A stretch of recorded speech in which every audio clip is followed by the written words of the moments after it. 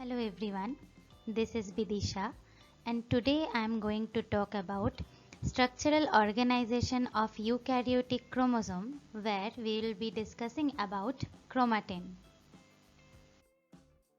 This chapter includes various topics such as chromosome, chromatin, nucleosome, histones, modification of histones and role of chromatin in gene expression. But today I am going to cover chromosome, chromatin, nucleosome, histones and some related previous year questions from CSIR UGC NET. These are some vital statistics for human genome. As you can see that DNA length for haploid genome will be 3.2 into 10 to the power 9 nucleotide pairs. For diploid it will be multiplied by 2.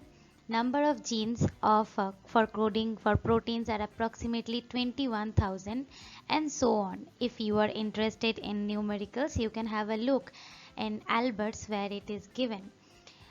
We know that chromosome is composed of DNA along with other proteins. So let us first begin with seeing that what is the length of the DNA in a resting cell. So haploid content of human DNA is 3.2 into 10 to the power 9 base pair and diploid is 6.4 into 10 to the power 9 base pair. We know that rise per base pair for bDNA is 0.3 nanometer. Notice that for aDNA, bDNA and zDNA this rise per base pair is different. Here we will consider for calculation bDNA.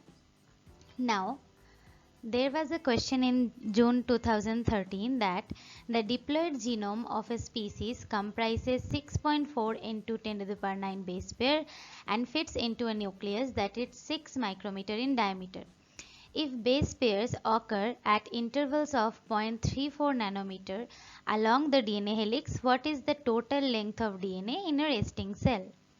So distance per base pair is given, which is 0.34 nanometer.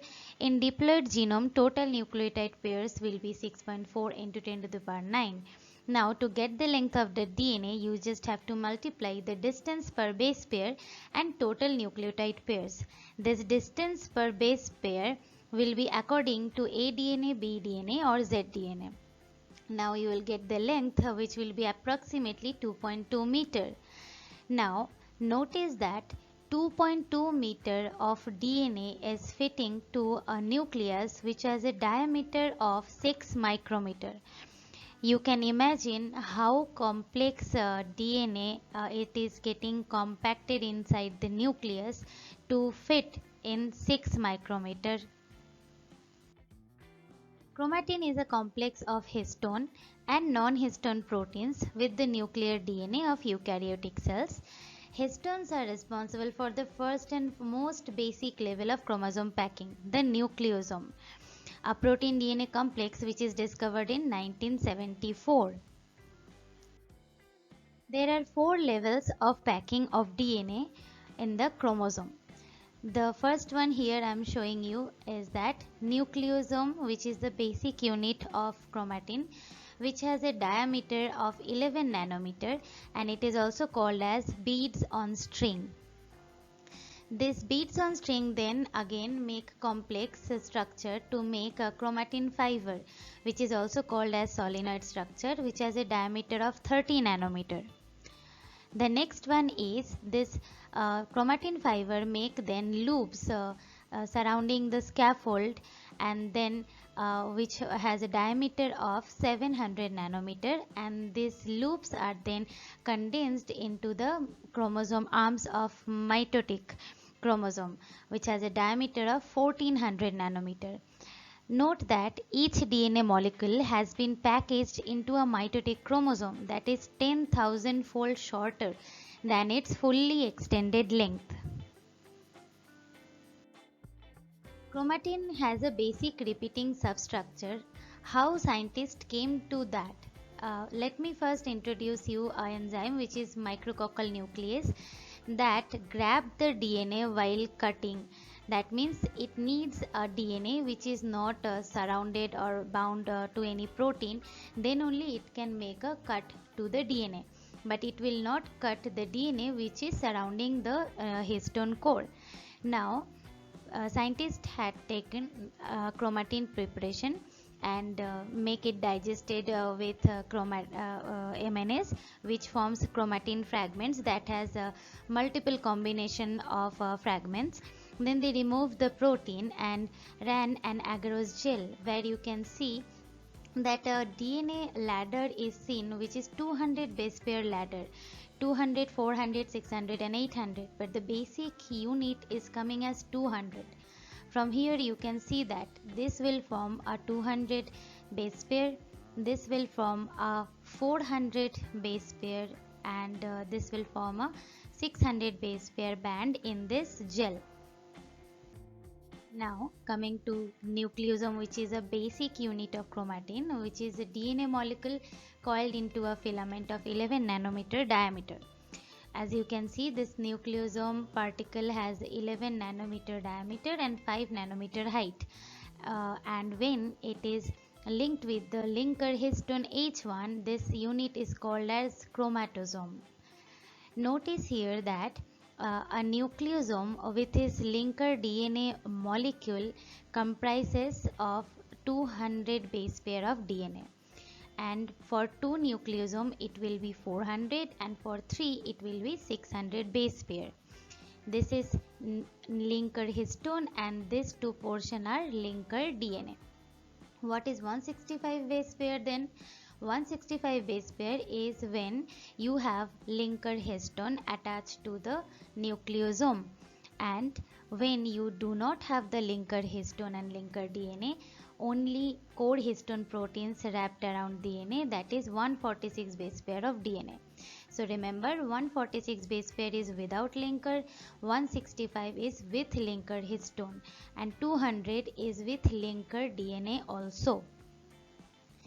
This is the structure when scientists first look under electron microscope. The beads on string structure of 11 nanometer fiber discovered in 1974. Nucleosome position information will tell you that DNA is wrapped around the histone with 7 right-handed turns and 7 left-handed turns.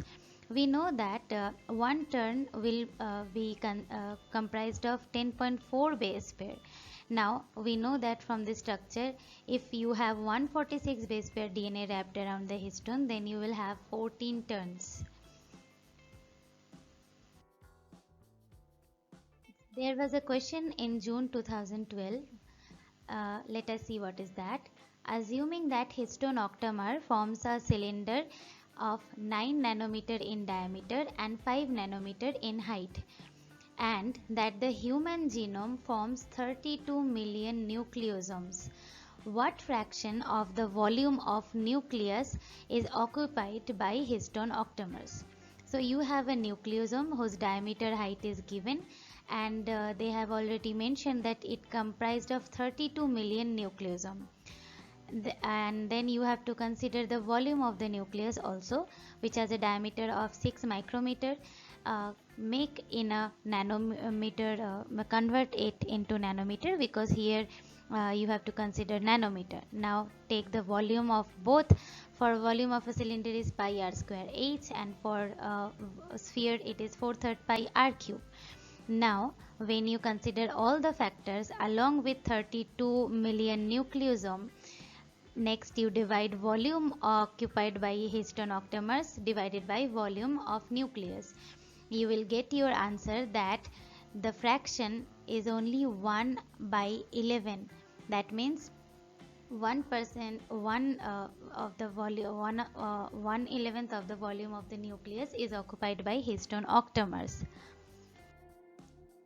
Now, how to know the composition of nucleosome? So scientists have digested the chromatin, layered on top of a sucrose solution, spin at 10,000 G, and they got a discrete band like this. We know that the lightest one will be at the top and heaviest one will be at the bottom.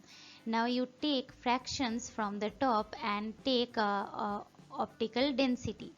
You can see they have named these fractions as 1, 2 and 3. So 1 has highest optical density compared to 2 and 3. Since they digested the chromatin with MNase, so MNase will digest at its best and to form a nucleosome particle of this length. That means 200 base pair you will get at maximum. And if the enzyme efficiency is good, you will get 200 base pair fraction a lot more rather than 400 and 600 base pair. That is why the OD of fraction 1 is more. And when next they separated his proteins and the DNA by treating with high concentration of salt, and then they ran DNA gel electrophoresis and protein gel electrophoresis.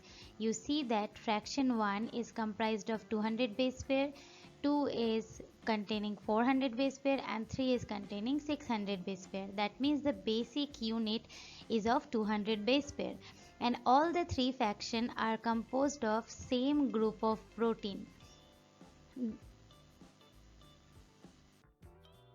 Let us see how DNA is folding as a 6-fold compaction to 10 nanometer fiber. We know that rise per base pair for bDNA is 0.3, and we also know that 200 base pair wrapped around a histone octamer like this will be a 200 base pair. Now if you multiply this 200 base pair with zero point 0.3 nanometer, you will get a 60 nanometer length. That means this is the length of the DNA that is wrapping around this octamer. And we already know that this diameter for a nucleosome is 10 nanometer. We are considering here, we said before that it is 11 nanometer. So 200 base pair of DNA, that is 60 nanometer, if wrapped around this unit of nucleosome whose diameter is 10 nanometer, that means here the fold compaction is coming as to 6. The second level of DNA coiling is 30 nanometer fibers. So beads on string formation condensed to form 30 nanometer fiber. If you take a interface nucleus and see under electron microscope, you will see a structure like this where you will see a 30 nanometer fiber formation. One molecule of histone H1 per nucleosome will be there. It called as solenoid formation, and chromatin isolated from interface nucleus forms 30 nanometer fiber. So you can see here that this 11 nanometer string has make a complex to a solenoid formation that has a diameter of 30 nanometer. A single histone H1 is there per nucleosome, and this 6 nucleosome make a zigzag model and then they make the solenoid formation. So remember, in one in this 30 nanometer diameter, one unit is comprised of 6 nucleosomes. Now let us see DNA to 30 nanometer fiber formation, how this is 36-fold compaction. Now you have 200 base pair DNA per nucleosome and 0.3 nanometer rise per base pair. Now you have 6 nucleosome per this turn of the solenoid. So around this it is 6 as it is shown here also. Now 6 nucleosome of a solenoid forms a 360 nanometer folded, and that is folded into this 10 nanometer diameter, because this diameter is 10 nanometer we know. Hence the fold compaction is 360 by 10, that is 36. So third level of DNA coiling is 700 nanometer fiber, where 30 nanometer solenoid fiber forms a series of folded domain called loops, which has a diameter of 700 nanometer. These loops are attached to a scaffold which are proteinaceous structures, and these domains are only then coiled to form arms of chromosome. If you take a mitotic chromosome or interphase chromosome and treat with a high salt concentration, you see that all the proteins, or we say histones, are removed, and there is a scaffold structure from which the DNA loops are coming out. Same for mitotic chromosome also. There is a scaffold remaining and DNA loops are there coming out from that scaffold. The same picture I am showing here for a mitotic chromosome, where when treated with low ionic strength solution, you can see it is swollen and 30 nanometer fibers are visible. And this picture I already showed you, where a chromosome scaffold is remaining when you remove the histones and DNA loops have came out of that. Now there was a question that what will happen if histones are depleted from a metaphase chromosome and viewed under a transmission electron microscope. So the answer will be that a scaffold and a huge number of loops of DNA fibers will be observed, as we learned here. The next question is, chromosome organization becomes clearer from series of biochemical electron microscope and X-ray crystallographic studies. When interphase chromatin is isolated in low salt buffer and observed under EM, 11 nanometer bead-on string organization is seen. Interphase chromatin directly observed under EM shows 30 nanometer fiber. When histones are depleted from metaphase chromosome and visualized it under EM, it shows a huge number of very large loop associated with scaffold. Now following interpretations can be made from this. The first one is 11 nanometer fiber is formed when nucleosomes are brought closer by scaffold. We know that there is no scaffold involved in this 11 nanometer fiber formation. So this is wrong.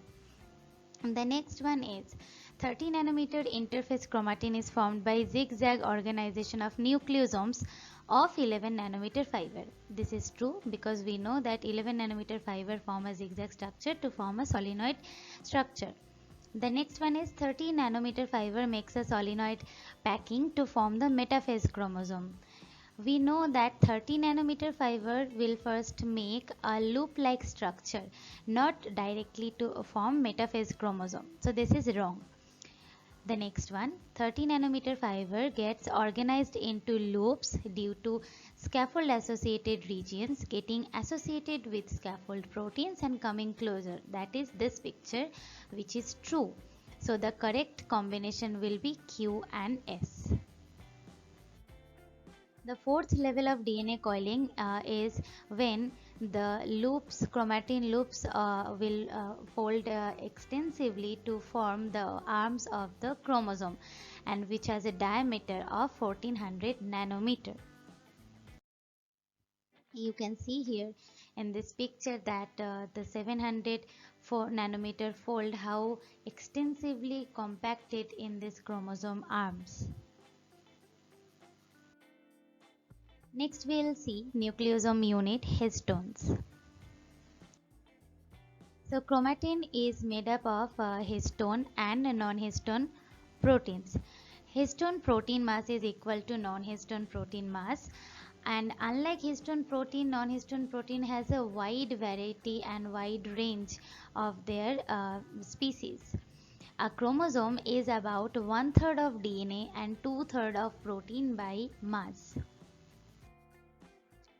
So histone crystal structure first is discovered in 1997.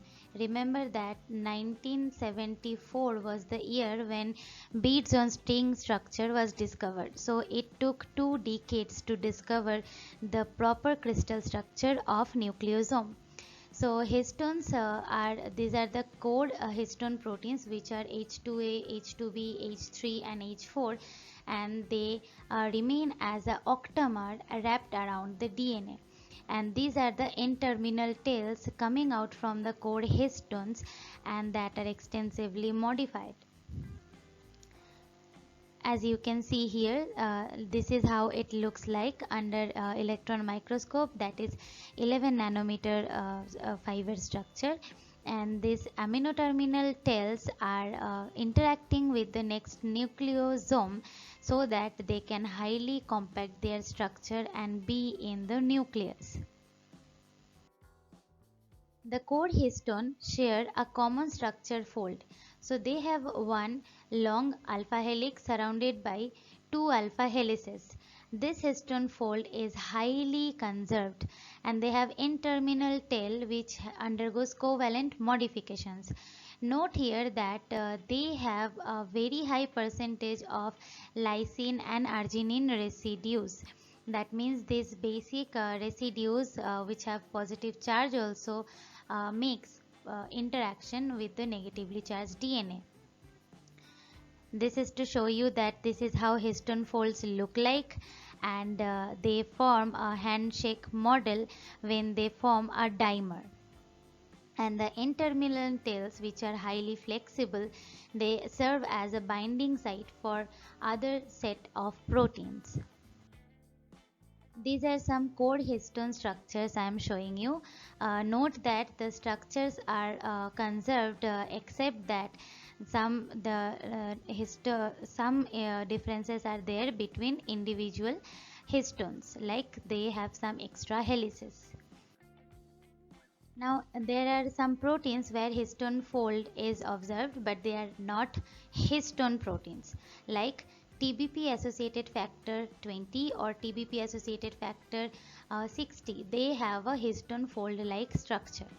So there are non-histone proteins also, which are a large group of heterogeneous proteins that play a role in organization and compaction of chromosome into higher order structure, and they play a very crucial role in processes like nucleosome remodeling, DNA replication, RNA synthesis and RNA editing, nuclear transport, steroid hormone action, interphase mitosis transition. Scaffold protein, DNA polymerase, heterochromatin protein 1, polycomb, these are some examples of non-histone proteins and they are acidic in nature. Now we cannot compare a pea with a cow, right? But we can do that if we consider the conservation of histone fold. Histone H4, which has 102 amino acid, there are only difference at 2 amino acid out of 102 between pea and a cow. Let us see how this histone octamers get assembled. So this histone folds first bind to each other to form H3H4 dimer, H2H2B dimer. Then H3H4 dimer combine to form tetramers. Now this H3A4 tetramer then further combines with 2 H2A H2B dimer to form the compact octamer core, as shown here, that H3H4 forms a tetramer and H2A H2B forms a dimer, and then they make this histone octamer.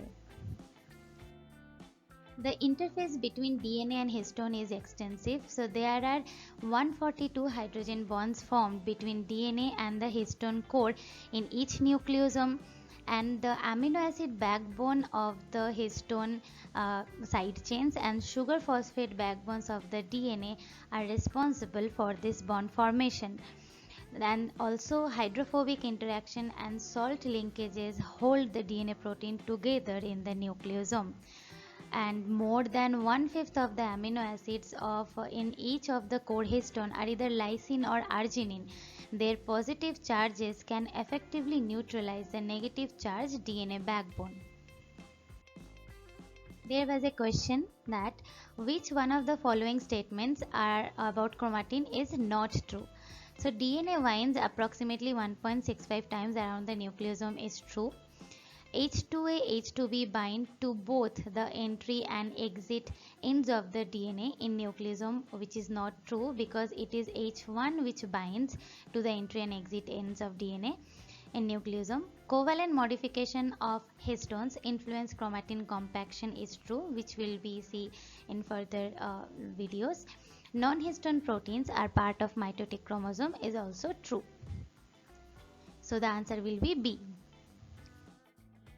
Now, histones have some sequence preferences, amino acid preferences. DNA has also some sequence preferences that they interact with the nucleosome. You can see that AT rich sequences are preferred in these minor groups which interact with the histone octamer, and GC rich regions are stay outside. So there is a 10 base pair periodicity of this AT rich regions, and same period is observed for GC rich regions also, but that is out of phase. So nucleosome bind better to bend DNA like this. Now DNase1 is an enzyme that cuts nucleosomal DNA in a 10 base pair interval, and it makes a single strand cutting. Like from here to here, it is a 10 base pair interval, and these grooves which are exposed will be cut by DNase1. Now when you cut with DNase1, you will expect a DNA band with having a 10 base pair interval. Note the difference of DNase1 with MNase1. So DNase1 will still cut the DNA which is wrapped around the histone core, but that is not the case with MNase1. It will only cut the DNA if it is not surrounded by if it is not wrapped around the histone. Now we'll see the global structure of chromosome, where we'll see the chromosome on more global scale and the way in which various domains are arranged in space. Let us first talk about heterochromatin and euchromatin. So heterochromatin are darkly stained and condensed. They are scattered throughout the nucleus and present more near the nuclear envelope. They are transcriptionally silent and silences other genes if they are present nearby. They are present at the centromere and telomere. Repressive structures can be propagated, and euchromatin genes placed in heterochromatin is repressed. Euchromatin is loosely packed to form chromatin, dispersed in the nucleus and not readily stainable. So prevalent in cells that are active in transcription. So you have fluorescent probes which hybridizes to the ALU interspersed repeat. These are present in more than 1 million copies in the human genome. ALU sequences are rich in gene-rich regions. That means the greens are the regions where the ALU sequences binds, that means they are active genes, and red are the regions where ALU sequences did not bind, and that means these are the genes which are inactive, and that means they are mostly comprised of heterochromatin.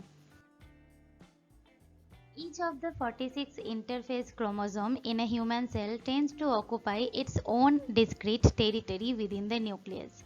As you can see, they all have a particular space where they are there.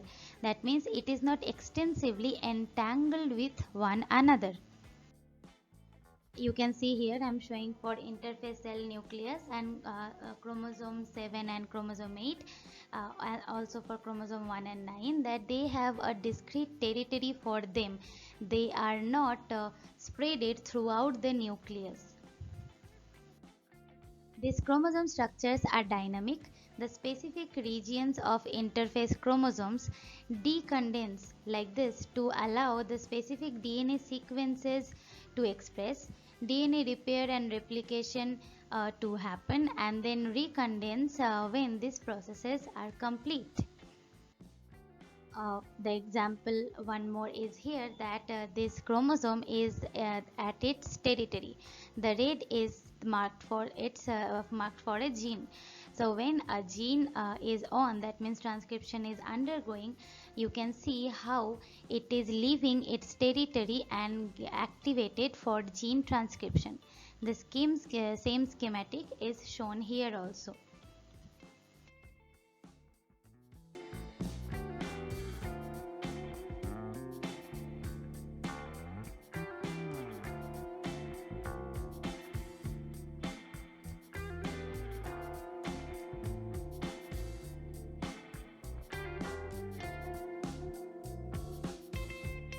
Thanks for watching this video. These are some suggested readings.